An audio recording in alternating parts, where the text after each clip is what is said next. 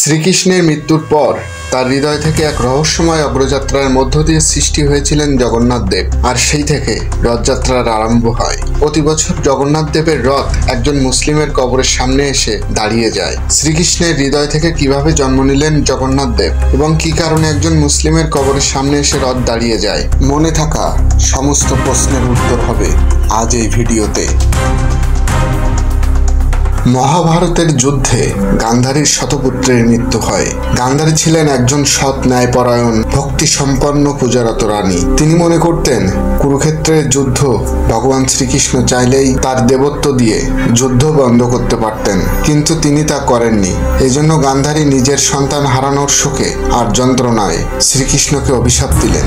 তিনি বললেন, তুমি এবং তোমার যদুবংশ আজ থেকে ঠিক 36 বছর পর ধ্বংস হয়ে যাবে। তোমার প্রিয় নগরী দ্বারকা সমুদ্র তলে ডুবে যাবে চিরকালের জন্য এবং তুমি নিজেও মৃত্যুবরণ করবে। ভগবান শ্রীকৃষ্ণ সেদিন হাসি মুখে দেবী গান্ধারীর অভিশাপ স্বীকার করেছিলেন। আর দ্বারকা নগরী সত্যি 36 বছর পর সমুদ্র তলে চিরকালের জন্য তলিয়ে যায় এবং জারা নামের এক ব্যাধের তীরের আঘাতে শ্রীকৃষ্ণের মৃত্যু হয়।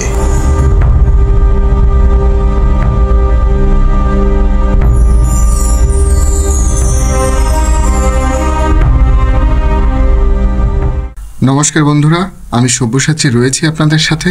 আজকের ভিডিওটি ভীষণ রহস্যজনক হতে চলেছে, আর এই রহস্য ভেদ করতে ভিডিওটির সঙ্গে থাকুন। আর আপনি যদি আমার চ্যানেলে নতুন হয়ে থাকেন তবে অনুরোধ রইল চ্যানেলটি সাবস্ক্রাইব করে পাশে থাকবেন। ধন্যবাদ। শ্রীকৃষ্ণের মৃত্যুর সংবাদ পেয়ে অর্জুন তড়িঘড়ি দ্বারকাতে চলে আসেন। তখন শিকারী জরা দুঃখের সাথে সবকিছু জানায় অর্জুনকে। তারপর অর্জুন সৎকারের জন্য শ্রীকৃষ্ণের দেহ গ্রহণ করেন। শ্রীকৃষ্ণের দেহ আগুনে পুড়ে ছাই হয়ে যায়, কিন্তু তার হৃদয় পোড়েনি। সেটি জীবিত ও অলৌকিক ছিল। হৃদয়টি দিব্য আলোয় জ্বলজ্বল করছিল।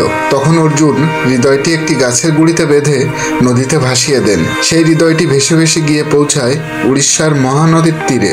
আর সেখানে বাস করত এক আদিবাসী সম্প্রদায়, যাদের নেতা ছিলেন বিশ্ববাসু। বিশ্ববাসু সেই জ্যোতির্ময় হৃদয়টি পান। তখন হৃদয়টি থেকে দেবালোকের আলো বের হচ্ছিল।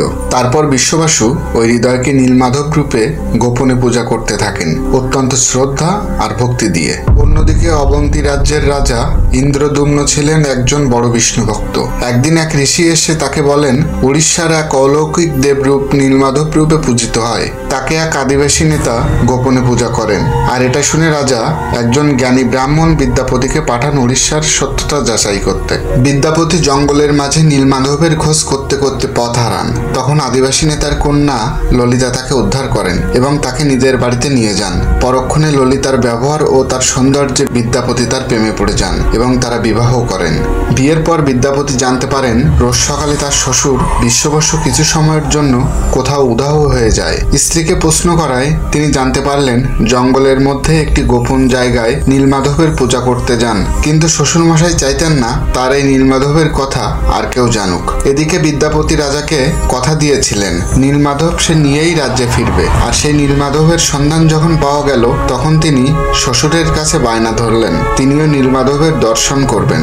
বিশ্ববসু প্রথমে রাজি হননি, কিন্তু অবশেষে তিনি রাজি হন, কারণ বিদ্যাপতি তার জামাতা ছিলেন।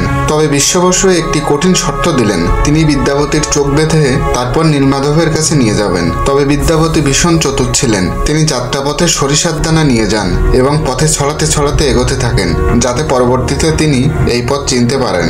অবশেষে তিনি পৌঁছে যান সেই গুহায় এবং দর্শন পান নীলমাধবের। তখন তিনি ভক্তিভরে প্রণাম জানান এবং গোপন গুহা থেকে ফিরে এসে তিনি সব জানান রাজা ইন্দ্রদুম্নকে। তার কিছুদিন পর রাজা বিদ্যাপতিকে সঙ্গে নিয়ে সেই সরিষা দানা অনুসরণ করতে করতে সেই গুহায় গিয়ে পৌঁছান। তখন ঘটে এক অলৌকিক ঘটনা, নীলমাধব আর সেখানে নেই।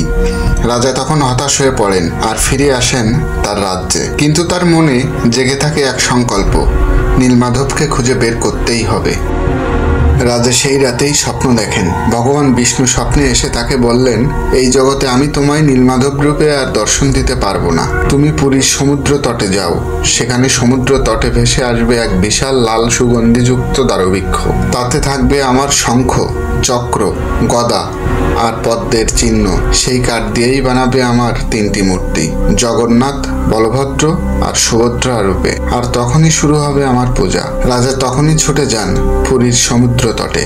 তখন সত্যিই তিনি দেখেন বিশাল একটি কাঠ ভেসে আসছে তীরে। তখন রাজা এবং প্রজারা মিলে সেই কাঠটিকে তোলার চেষ্টা করলেন, কিন্তু সকল চেষ্টাই ব্যর্থ হন।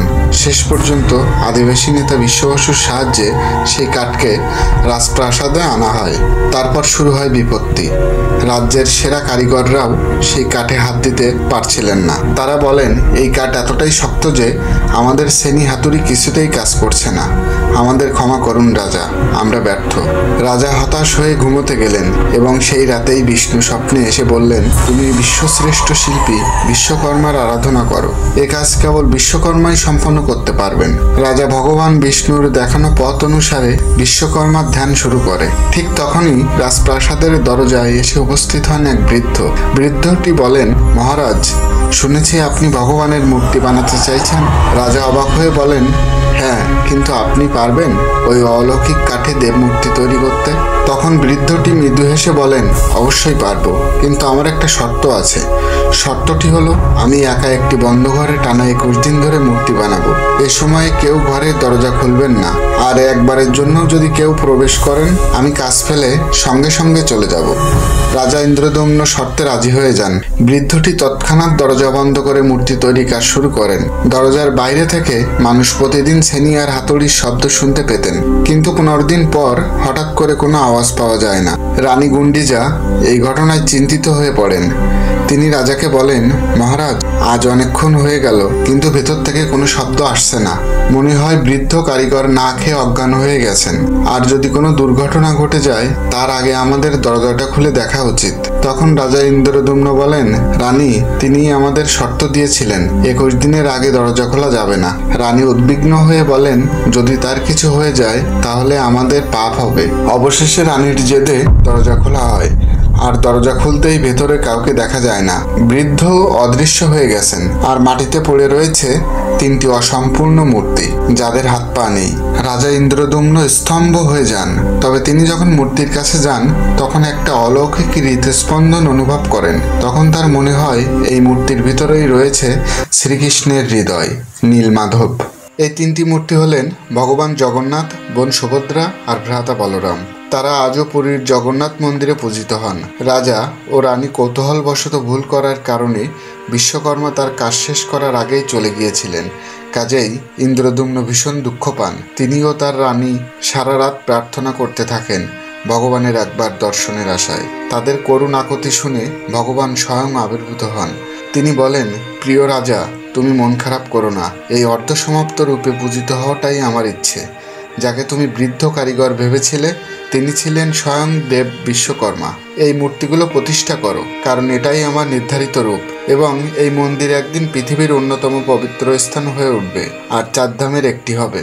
আর আমার সবথেকে মূল্যবান অংশ হচ্ছে আমার হৃদয়, যা এই মন্দিরে চিরকাল স্থায়ী হবে। তোমার ভক্তি আর ভালোবাসার জন্য আমি চিরকাল এখানেই অবস্থান করব।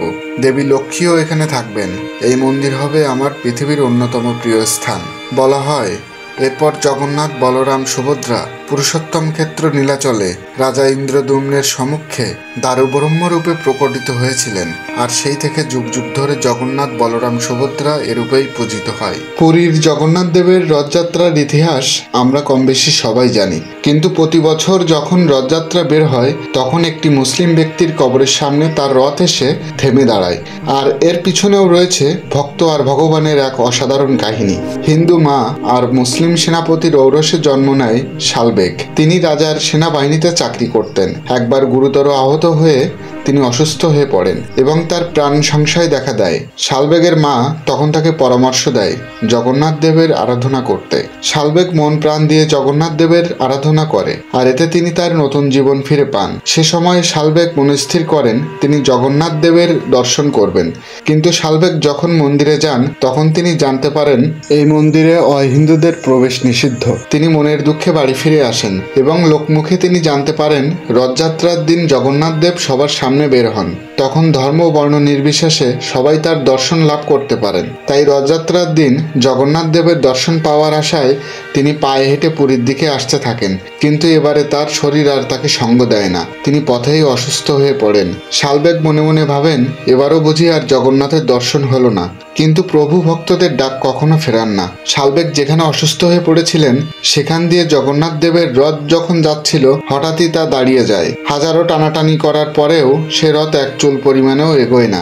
ইতিমধ্যে খানিকটা সুস্থ হয়ে শালবেগ যখন বাইরে আসেন তিনি দেখতে পান তার ঘরের সামনেই দাঁড়িয়ে রয়েছে জগন্নাথ দেবের রথ, আর এর পরেই চাকা আপনা আপনি গড়াতে শুরু করেন।